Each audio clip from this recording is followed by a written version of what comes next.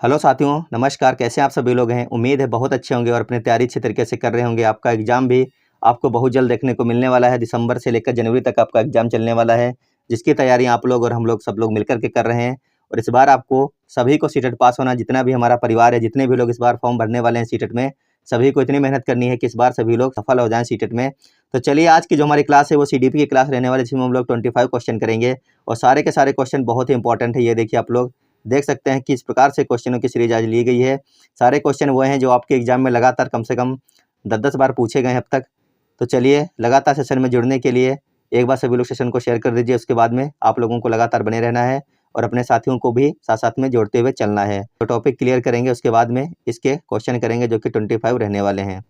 सबसे पहले जहाँ से सबसे ज़्यादा क्वेश्चन बनते हैं, विलियम जेम्स को मनोविज्ञान का जनक माना जाता है। आप लोग याद रखिएगा, क्वेश्चन यहाँ से कई बार एग्जाम में बन चुके हैं और आगे बनते रहने की संभावना है। इस प्रकार के क्वेश्चन बहुत बनते हैं कि मनोविज्ञान का जनक किसको माना जाता है, तो सभी लोग याद रखेंगे, विलियम जेम्स को मनोविज्ञान का जनक माना जाता है। आगे लिखा है कि साइकोलॉजी शब्द का प्रयोग रुडोल्फ गोएकल ने किया था। किसने किया था? सभी लोग इसको याद रखिएगा कि साइकोलॉजी शब्द का प्रयोग किसने किया था? रुडोल्फ गोएकल ने सबसे पहले किया था। आगे लिखा है कि विलियम वुल्ट ने 1879 में जर्मनी में विश्व की पहली मनोविज्ञान की प्रयोगशाला की स्थापना की थी।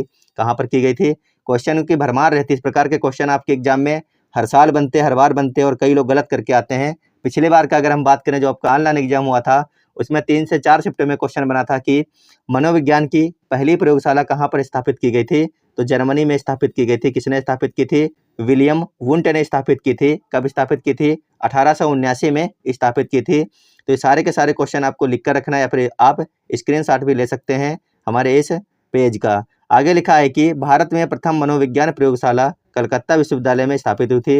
ये बहुत ज़्यादा इंपॉर्टेंट है, कई बार क्वेश्चन आपका बन चुका है। भारत की अगर बात की जाए तो आपको कलकत्ता विश्वविद्यालय याद रखना है। अगर विश्व स्तर पर बात की जाए तो आपको जर्मनी याद रखना है। कब हुई थी कलकत्ता में, ये भी पूछ सकता है, तो आपको याद रखना है कि 1915 और 16 में ये जो स्थापना की गई थी कोलकाता में, भारत में, यानी कि जो स्थापना की गई थी, ये की गई थी 1915 और 16 में। आगे लिखा है कि शिक्षा में मनोवैज्ञानिक प्रवृत्ति लाने का श्रेय जो है रूसो का है। किसका है? शिक्षा में मनोवैज्ञानिक प्रवृत्ति लाने का श्रेय जाता है रूसो को। उसके बाद जो लिखा है, शिक्षा मनोविज्ञान का जनक थॉर्नडाइक को माना जाता है। किसको माना जाता है? थॉर्नडाइक को शिक्षा मनोविज्ञान का जनक माना जाता है। आगे देखिए, लिखा है वाटसन का कथन। वाटसन ने क्या कहा है कि तुम मुझे एक शिशु दे दो, मैं उसे डॉक्टर, इंजीनियर, चोर, डकैत कुछ भी बना सकता हूँ, जो आप बोल दो।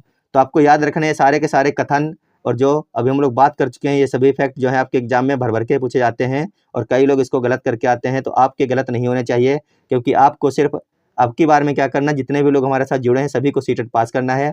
सीडीपी की एक से एक बेहतरीन क्लासें आपके सामने आएंगी, मोस्ट इंपॉर्टेंट क्लासें आएंगी। तथ्य के बारे में हम लोग बहुत अच्छी तरीके से जानेंगे, समझेंगे। अगर आप पहली बार जुड़े हैं तो चैनल को सब्सक्राइब कर लीजिए और वीडियो को लाइक जरूर करिएगा। वीडियो अच्छा लगा तो क्लास को शेयर जरूर करिएगा और वीडियो को लाइक भी करना है आप लोगों को।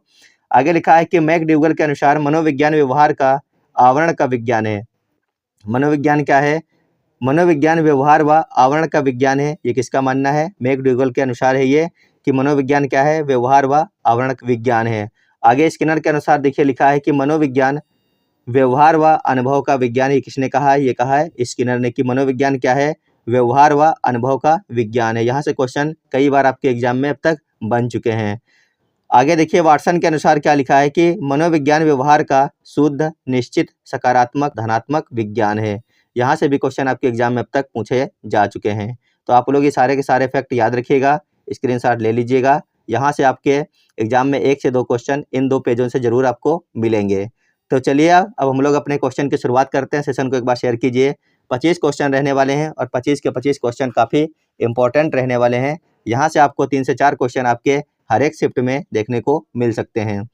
पहला क्वेश्चन लिखा है कि शिक्षा मनोविज्ञान की उत्पत्ति का वर्ष कौन सा माना जाता है? सभी को आंसर करना है। 1 लाइनर क्वेश्चन है सारे के सारे, इसमें कोई भी पेडागोजी नहीं है। तो सभी लोग फटाफट आंसर करते हुए चलिएगा। शिक्षा मनोविज्ञान की उत्पत्ति का वर्ष कौन सा माना जाता है? क्या 1947 या फिर 1920, 1940 या फिर 1900? उम्मीद है सभी लोगों ने आंसर कर लिया होगा। शिक्षा मनोविज्ञान की उत्पत्ति का जो वर्ष माना जाता है, ये माना जाता है 1900, यानी ऑप्शन नंबर डी बिल्कुल सही है। अगला क्वेश्चन सभी लोग पढ़िए और इसका आंसर कीजिए। लिखा है, निम्नलिखित में से शिक्षा मनोविज्ञान की प्रकृति क्या है? सभी को आंसर करना है। निम्नलिखित में से शिक्षा मनोविज्ञान की प्रकृति क्या है? कला, विज्ञान, विद्यात्मक विज्ञान या फिर इनमें से कोई नहीं? आप लोगों को आंसर करना है। फटाफट आंसर करते हुए चलिए, क्योंकि आज की क्लास काफ़ी इंपॉर्टेंट रहने वाली है एग्जाम के दृष्टिकोण से। क्वेश्चन नंबर 2 के लिए ऑप्शन नंबर सी बिल्कुल सही हो जाएगा। निम्नलिखित में से शिक्षा मनोविज्ञान के प्रकृति क्या है? विद्यात्मक विज्ञान है। ऑप्शन नंबर सी जिन लोगों ने कर लिया है उनका सबका बिल्कुल सही आंसर हो जाएगा इस क्वेश्चन के लिए। तो चलिए अब चलते हैं अपने अगले क्वेश्चन पर, क्वेश्चन नंबर 3। सभी लोग पढ़िए और आंसर कीजिए। लिखा है प्रयोगात्मक विधि को सबसे पहले किसने प्रस्तावित किया?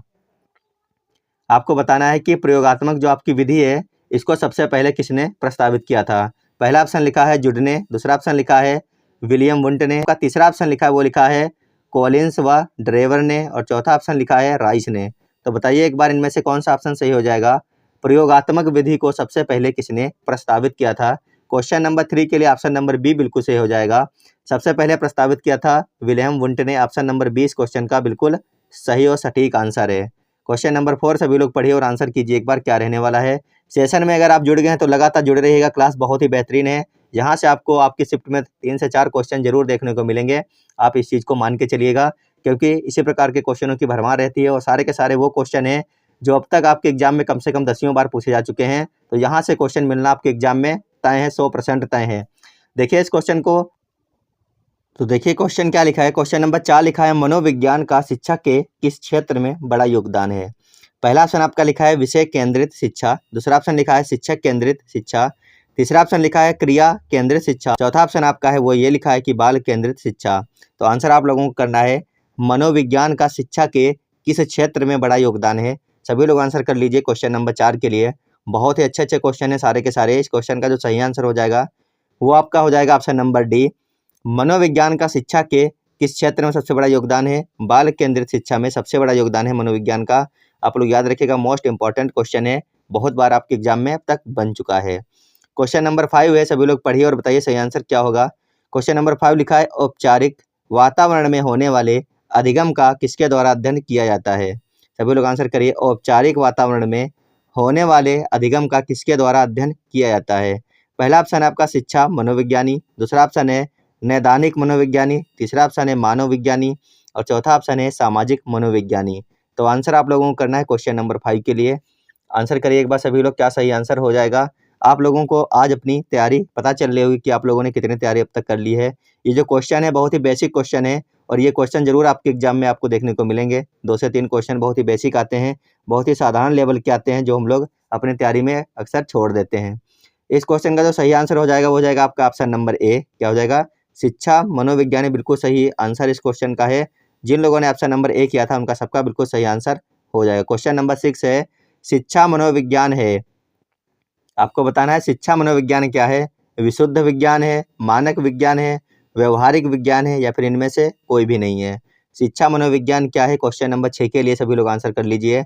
शिक्षा मनोविज्ञान जो है वो आपका मानक विज्ञान है, यानी ऑप्शन नंबर बी आपका बिल्कुल सही हो जाएगा। कैसी विज्ञान है? शिक्षा मनोविज्ञान एक मानक विज्ञान है। जिन लोगों ने ऑप्शन नंबर बी किया है उनका सबका बिल्कुल सही आंसर हो जाएगा। क्वेश्चन नंबर 7 देखिए, लिखा है अल्फ्रेड बिने ने किस वर्ष लंदन में मानवीय विशेषताओं का अध्ययन करने के लिए प्रयोगशाला का निर्माण किया? सभी को आंसर करना है क्वेश्चन नंबर 7 का।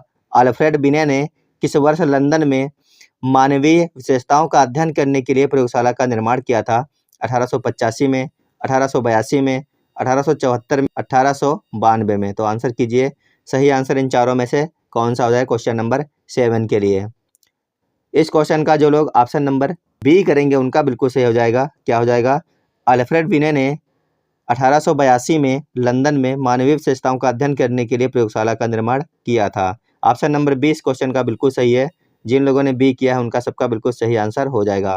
क्वेश्चन नंबर 8 देखिए, सभी लोग आंसर कीजिए। लिखा है छात्र अधिगम का वर्क मॉडल किसके द्वारा प्रस्तावित किया गया?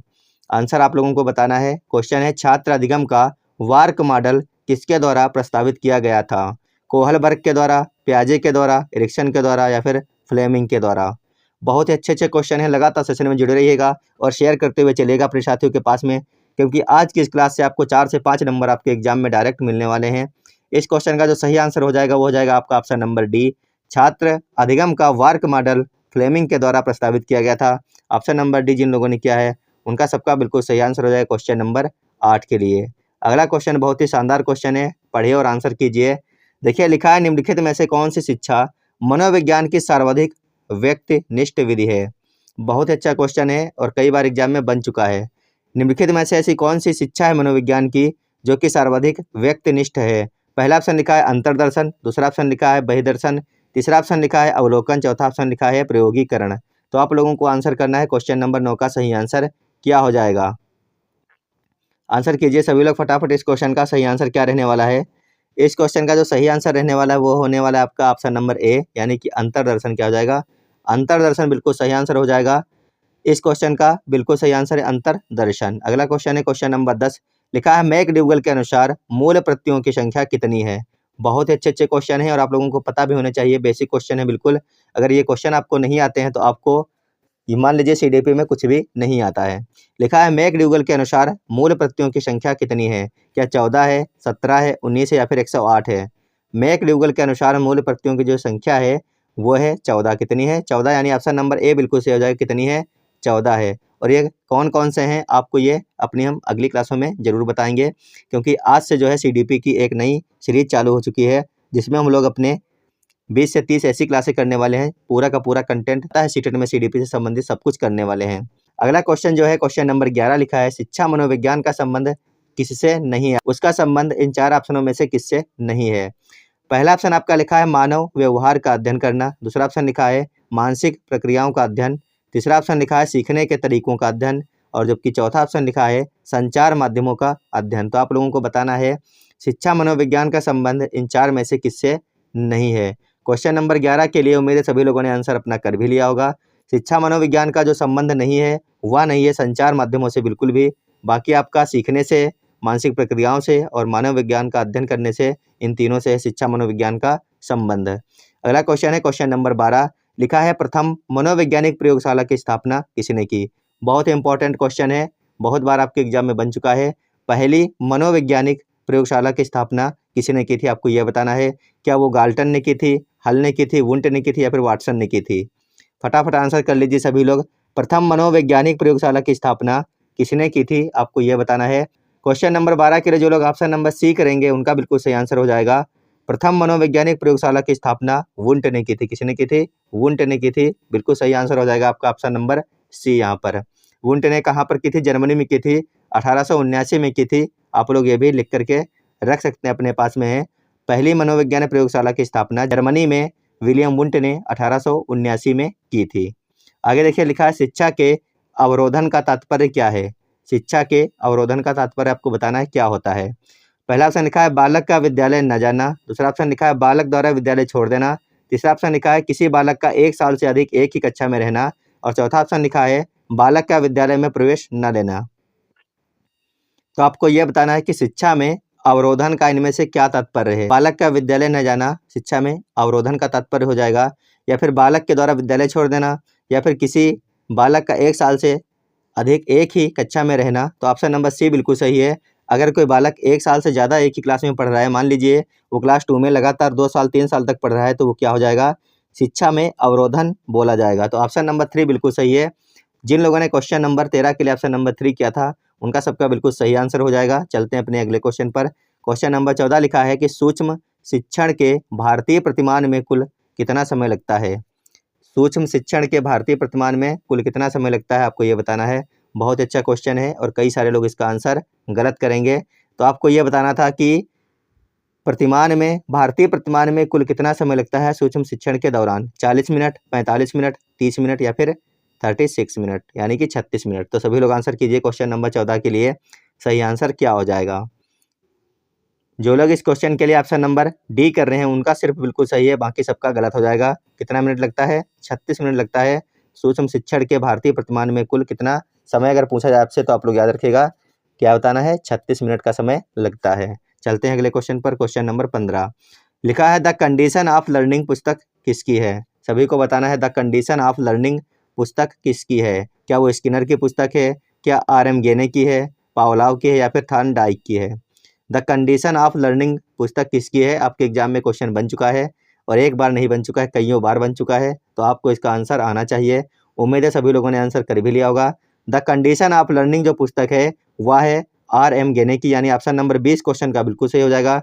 जिन लोगों ने ऑप्शन नंबर बी किया है उनका सबका बिल्कुल सही आंसर है। अगर आपको नहीं पता है तो आप लोग अपने पास में नोट डाउन करते हुए चलिएगा। जो क्वेश्चन आपको नहीं पता है वीडियो को रोकिएगा, नोट करिएगा, फिर आप वीडियो को आगे बढ़ाइएगा। The condition of learning RM गेने की पुस्तक है, आप लोग इसको याद रखेंगे। तो आप लोगों के लिए अगर आपको इस क्लास की PDF चाहिए, वो भी आंसर के साथ में, तो आपको मास्टर्स अड्डा लर्निंग ऐप डाउनलोड करना है, जो कि आपको हर एक क्लास के नीचे लिंक दिया गया होगा, या फिर आप गूगल प्ले स्टोर से डायरेक्ट भी ये लिखना है आपको मास्टर्स अड्डा, आपके सामने ऐसा लोगो बन के आएगा, उसको डाउनलोड कर लेना है। यहाँ पर आपको हमारी जितनी भी क्लासेस चल रही हैं उसकी PDF, साथ में अगर आपको NCERT किताबें पढ़नी, हिंदी और इंग्लिश दोनों मीडियम में यहाँ पर उपलब्ध हैं, वो भी आप पढ़ सकते हैं। और अगर आपको प्रीवियस ईयर के पेपर लगाने हैं, वो भी यहीं पर आपको उपलब्ध कराए गए हैं। इसके साथ में कई सारी चीज़ें आपको बिल्कुल फ्री में दी गई हैं। लेकिन जिन लोगों को नोट्स बाय करने हैं CDP के, हिंदी के, EVS के और SST के, तो उनके लिए यहाँ पर बहुत ही बढ़िया ऑफर चल रहा है इस समय है। अगर आप 3 नोट्स बाय करते हैं या फिर इससे ज़्यादा बाय करते हैं, तो आपको 100 रुपये तक की छूट शायद अभी भी मिल रही है, आप लोग जा करके चेक करिएगा। तो आप लोग बाय कर सकते हैं, जिनकी कीमत अगर आप 3 खरीदते हैं, इससे ज़्यादा खरीदते हैं, तो शायद 70 रुपये तक पड़ जाए आपको, या फिर इससे भी कम पड़ने वाली है अगर आप 3 नोट्स बाय करते हैं। तो इस समय बहुत ही बेहतरीन ऑफर चल रहे हैं, आप चाहें तो तुरंत उसका लाभ ले सकते हैं। देखते हैं क्वेश्चन नंबर 16। लिखा है मनोविज्ञान के प्राकार्यवाद संप्रदाय के जनक हैं। आपको यह बताना है कि जो मनोविज्ञान के प्राकार्यवाद संप्रदाय के जनक हैं वो कौन है। वुंट हैं, जेम्स हैं, फ्रायड हैं, या फिर स्किनर हैं। क्वेश्चन नंबर 16 का फटाफट आंसर करिए एक बार सभी लोग। मनोविज्ञान के प्राकार्यवादी संप्रदाय के जो जनक हैं वो हैं जेम्स, यानी ऑप्शन नंबर बी बिल्कुल सही है। जिन लोगों ने ऑप्शन नंबर बी किया था क्वेश्चन नंबर 16 के लिए, उन सभी लोगों का बिल्कुल सही आंसर यहाँ पर हो जाएगा। क्या हो जाएगा? जेम्स बिल्कुल सही आंसर है क्वेश्चन नंबर 16 का। क्वेश्चन नंबर 17 पढ़िए और आंसर कीजिए। बहुत ही जल्दी जल्दी सभी लोग आंसर कीजिए, बहुत ही अच्छे क्वेश्चन है और एक ही बार में देखकर आंसर देने वाले क्वेश्चन है। क्वेश्चन नंबर 17 लिखा है मनोविज्ञान के संरचनावाद संप्रदाय के जनक कौन है। बहुत अच्छा क्वेश्चन है, कई बार एग्जाम में बना है, आपके सभी को पता भी होगा कि इस प्रकार के क्वेश्चन आपके एग्जाम में भर भर के पूछे जाते हैं और हर बार पूछे जाते हैं। तो आंसर करते हुए चलिए फटाफट। लिखा है मनोविज्ञान के संरचनावाद संप्रदाय के जनक हैं वुंट, जेम्स, फ्रायड या फिर स्किनर। सभी लोगों ने आंसर कर लिया होगा। मनोविज्ञान के संरचनावाद संप्रदाय के जो जनक हैं वो हैं विलियम वुंट, यानी ऑप्शन नंबर ए सही है। जिन लोगों ने ऑप्शन नंबर ए किया है उनका सबका बिल्कुल सही आंसर हो जाएगा। अगला क्वेश्चन है गेस्टाल्ट वाद संप्रदाय का जन्म कहाँ हुआ। सभी लोग आंसर कीजिए। गेस्टाल्ट वाद संप्रदाय का जन्म कहाँ हुआ। जर्मनी में, अमेरिका में, फ्रांस में या फिर इंग्लैंड में। गेस्टाल्ट वाद संप्रदाय का जन्म जो हुआ था वो हुआ था आपका जर्मनी में, यानी ऑप्शन नंबर ए बिल्कुल सही है। अगर आपको नहीं पता है तो आप लोग अपने पास में तुरंत नोट डाउन कर लीजिए, गेस्टाल्ट वाद संप्रदाय का जन्म जर्मनी में हुआ है। आगे देखिए, लिखा है शिक्षा में मनोवैज्ञानिक अवधारणा को प्रयुक्त करने का श्रेय किसे जाता है। शिक्षा में मनोवैज्ञानिक अवधारणा को प्रयुक्त करने का श्रेय किसे जाता है। प्लेटो को, रूसो को, थॉर्नडाइक को या फिर स्किनर को। बहुत ही अच्छे क्वेश्चन है सारे के सारे। इसका आंसर कीजिए एक बार सभी लोग, क्या सही आंसर हो जाएगा। शिक्षा में मनोवैज्ञानिक अवधारणा को प्रयुक्त करने का श्रेय जाता है, किसको जाता है। रूसो को जाता है, यानी ऑप्शन नंबर 20 क्वेश्चन का बिल्कुल सही है। किसको जाएगा? रूसो को जाएगा। ऑप्शन नंबर 20 क्वेश्चन का बिल्कुल सही और सटीक आंसर है। अगर आप ये आंसर नहीं कर पा रहे हैं तो आप लोगों को तुरंत 100 रुपये खत्म करने की ज़रूरत है। आप लोग जाइए मास्टर अड्डा पर और CDP का नोट्स तुरंत बाय कीजिए। यहाँ पर आप इन सभी चीज़ों से संबंधित बहुत ही बेहतरीन जानकारी मिल जाएगी 100 रुपये में। तो आप तुरंत जाइए और अपने नोट्स बाय कर सकते हैं CDP का। आगे देखिए, लिखा है कि साइकोलॉजी शब्द की उत्पत्ति किस भाषा से हुई है। बहुत ही जानदार और शानदार क्वेश्चन है, आंसर कीजिए। साइकोलॉजी शब्द की उत्पत्ति किस भाषा से हुई है। लैटिन भाषा से हुई है, फ्रेंच से हुई है, यूनानी भाषा से हुई है या फिर इनमें से कोई भी नहीं है। साइकोलॉजी शब्द की उत्पत्ति किस भाषा से हुई है। लैटिन, फ्रेंच, यूनानी या फिर इनमें से कोई भी नहीं। तो सभी को पता होगा कि साइकोलॉजी शब्द की उत्पत्ति जो हुई है वो हुई है लैटिन भाषा से। तो ऑप्शन नंबर ए इस क्वेश्चन का बिल्कुल सही है। क्या हो जाएगा? लैटिन भाषा हो जाएगा। ऑप्शन नंबर ए लैटिन भाषा। अगला जो क्वेश्चन है क्वेश्चन नंबर 21, इसको पढ़िए और आंसर कीजिए। लिखा है मनोविज्ञान को मन या मस्तिष्क का विज्ञान किसने माना है। बहुत बार क्वेश्चन बना है आपके एग्जाम में। जो लोग 1-2 बार सीटेट का एग्जाम दे चुके हैं उनको सबको पता होगा कि ये जो क्वेश्चन है वो बार बार आपके एग्जाम में बनते हैं और आपको याद भी होने चाहिए। इसीलिए ये जो क्लास है आपकी, इसमें सारे क्वेश्चनों की प्रैक्टिस एक साथ हो जा रही है। 25 क्वेश्चन है और 25 के 25 वो क्वेश्चन है जो आपके एग्जाम में बहुत बहुत बार बन चुके हैं। देखिए, लिखा है मनोविज्ञान को मन या मस्तिष्क का विज्ञान किसने कहा था। तो ये कहा था पाम्पोनाजी ने कहा था। ऑप्शन नंबर सी बिल्कुल सही हो जाएगा। मनोविज्ञान को मन या मस्तिष्क का विज्ञान माना था पाम्पोनाजी। ऑप्शन नंबर सी इसका बिल्कुल सही। जिन लोगों ने ऑप्शन नंबर सी किया है उनका सबका बिल्कुल सही आंसर हो जाएगा। अगला क्वेश्चन है क्वेश्चन नंबर 22, लिखा है शिक्षा मनोविज्ञान का योगदान है अनुशासन हेतु, बाल विकास के ज्ञान हेतु, मूल्यांकन हेतु या फिर सर्वांगीण विकास हेतु। शिक्षा मनोविज्ञान का जो योगदान है वो आपको बताना है क्या है। क्या अनुशासन के लिए किया जाता है, क्या बालक के ज्ञान के लिए किया जाता है, क्या मूल्यांकन हेतु करते हैं या फिर सर्वांगीण विकास हेतु करते हैं। तो ये जो क्वेश्चन है इसका सही आंसर हो जाएगा ऑप्शन नंबर डी। शिक्षा मनोविज्ञान का जो योगदान है वो बालक के सर्वांगीण विकास में होता है, चाहे वो अनुशासन हो, चाहे वो ज्ञान हो, चाहे मूल्यांकन हो, तो सब में होता है। सर्वांगीण विकास हेतु जो होता है मनोविज्ञान का योगदान रहता है शिक्षा में। आगे देखते हैं क्वेश्चन नंबर 23। क्वेश्चन नंबर 23 देखिए, लिखा है कि साइकोलॉजी शब्द का सर्वप्रथम प्रयोग किसने किया। क्या अरस्तू ने किया, प्लेटो ने किया, थॉर्नडाइक ने किया या फिर रुडोल्फ गोएकल ने किया। तो सभी लोग आंसर कीजिए, साइकोलॉजी शब्द का सर्वप्रथम प्रयोग किसने किया। साइकोलॉजी शब्द का जो सर्वप्रथम प्रयोग किया था वो किसने किया था, आपको ये बताना है। तो क्वेश्चन नंबर 23 में देखिए आप लोग, साइकोलॉजी शब्द का जो सबसे पहले प्रयोग किया था रुडोल्फ गोएकल ने किया था, यानी ऑप्शन नंबर डी बिल्कुल सही हो जाएगा। किसने किया था, साइकोलॉजी शब्द का सबसे पहले प्रयोग किया था रुडोल्फ गोएकल ने। तो आप लोग इसको याद रखिएगा, बहुत ही अच्छा क्वेश्चन है और आपके एग्जाम में बन सकता है या फिर आपसे कोई पूछ भी सकता है और आप ना बता पाएं। इसका डी याद रखिएगा, साइकोलॉजी शब्द का सबसे पहले प्रयोग किया गया था रुडोल्फ गोएकल के द्वारा। क्वेश्चन नंबर 24 है, विकासात्मक मनोविज्ञान का जनक किसे माना जाता है। विकासात्मक मनोविज्ञान का जनक किसको कहते हैं। आप लोगों ने ये वर्ड बहुत बार सुना होगा, विकास या फिर विकासात्मक। तो आप लोगों को ये बताना है कि विकासात्मक जो मनोविज्ञान है इसका जनक कौन है।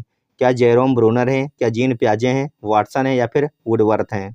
सभी को आंसर करना है। ये जो क्लास चल रही है आपकी CDP की क्लास है और इसमें हम लोग 25 क्वेश्चन कर रहे हैं और सारे के सारे क्वेश्चन 10वीं बार आपके एग्जाम में बन चुके हैं। क्लास अच्छी लग रही है तो वीडियो को लाइक करना है और चैनल पर नए जुड़े बिना सब्सक्राइब किए बिल्कुल भी नहीं जाना है, क्योंकि यहाँ पर आपके लिए बहुत ही बेहतरीन कंटेंट आने वाले हैं। आने वाले समय में आपको ऐसी क्लासें मिलने वाली हैं जिनसे आपका सीटेट जो है एक बार में ज़रूर पास हो जाएगा।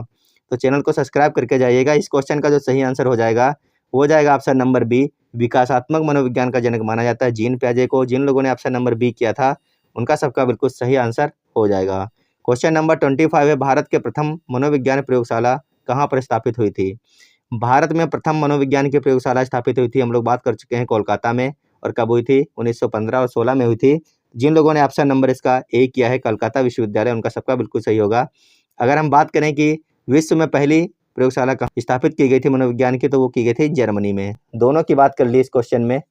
एक तो हमें याद रखना है कि विश्व की अगर बात करें तो जर्मनी, और दूसरी भारत में बात करें तो कोलकाता विश्वविद्यालय आपको याद रखना है। उम्मीद है आप लोगों को क्लास अच्छी लगी होगी। अगर क्लास अच्छी लगी तो वीडियो को लाइक कीजिए और एक बार चैनल पर नए जुड़े चैनल को सब्सक्राइब कर लीजिए। अगर PDF चाहिए तो आप लोगों को पता है कि क्या करना है, आप लोगों को मास्टर्स अड्डा लर्निंग ऐप डाउनलोड करना है। वहीं पर आपको इस क्लास की PDF मिल जाएगी। इसके साथ साथ में जितनी भी क्लासें होंगी उनकी सबकी PDF आपको मिल जाएगी, वो भी विद आंसर के साथ में, जो कि आपको एग्जाम के समय रिवाइज करने में काफ़ी हेल्प करेगा। अगर आप क्लास देखते हैं तो आपका ज़्यादा समय लगता है, लेकिन अगर आप यहीं से रिवाइज करना चाहते हैं क्वेश्चन के साथ में आंसर, तो आपको आधे घंटे में कम से कम आप 100 तक क्वेश्चन जो है रिवाइज कर सकते हैं। इसीलिए सभी लोगों को मास्टर्स अड्डा लर्निंग ऐप जरूर डाउनलोड करना चाहिए अगर आपको PDF चाहिए तो चलिए मिलेंगे अगली क्लास में। जब तक आप लोग स्वस्थ रहिए, मस्त रहिए, अपनी पढ़ाई करते रहिएगा। धन्यवाद, बाय बाय।